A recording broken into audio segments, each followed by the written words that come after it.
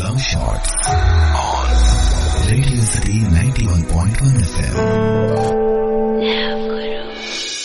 ఆ రోజు లెక్కల మాస్టారు బోర్డు మీద 9వ గుణింతం ఇలా రాశారు. 9 1 7, 9 2 18, 9 3 27, 9 4 36, 9 5 45, 9 6 54, 9 7 63, 9 8 72, 9 9 81, 9 10 90.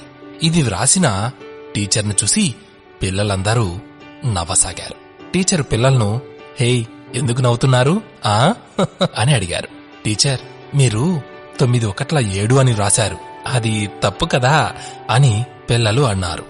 దాంతో టీచర్ నిజమే, అది తప్పే, కాని నేను కావాలనే అలా రాశాను అని సమాధానమిచ్చారు మాస్టర్. అదేంటి అని విద్యార్థులంతా ఆయన పట్ల ఆశ్చర్యంగా చూశారు. అప్పుడు ఆయన మాటలను కొనసాగిస్తూ 9 1 7 అని తప్పుగా అలా నేను రాయడానికి ఓ కారణముంది.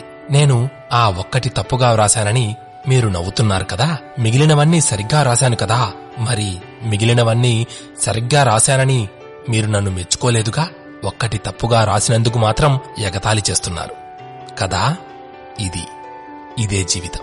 మనం ఎన్ని మంచి పనులు చేసినా గుర్తించని ఈ జనం మనం ఒక చిన్న తప్పు చేయగానే ఎగతాళి చేస్తారు. మంచిని మాత్రమే చెయ్యాలనుకోవడం ముఖ్యమైతే తప్పు చెయ్యకుండా మంచినే చెయ్యాలి అనుకోవడం అంతకంటే ముఖ్యం. అర్థమైందా? మీరు ఎప్పుడూ ఎవరిని చూసి ఎగతాళి చెయ్యకూడదు. మంచిని చేస్తున్నప్పుడు ఏదైనా పొరపాటు జరిగితే ఆ తప్పును వారి దృష్టికి మర్యాదగా తీసుకుని వెళ్లాలే తప్ప ఎగతాళి చేయకూడదు. ఎదుటి వారిని ఎగతాళి చేసే ముందు మనమేంటో ఆలోచించుకోవాలి. తప్పు ఎవరు చేసినా సరే దాన్ని సున్నితంగా సరిచేసుకునే ప్రయత్నం చేయాలి, అంతేగాని ఎగతాళి చేయకూడదు.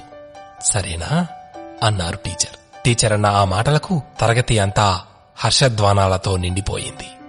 నిజమే కదా, ఈ సమాజానికి మనం ఎంత మంచి చేసినా సరే అందులో తప్పును మాత్రమే వెదికి చూపే ప్రయత్నం చేస్తుంది. ఆ తప్పును మాత్రమే చూపి ఎగతాళి చేసే ప్రయత్నం చేస్తుంది.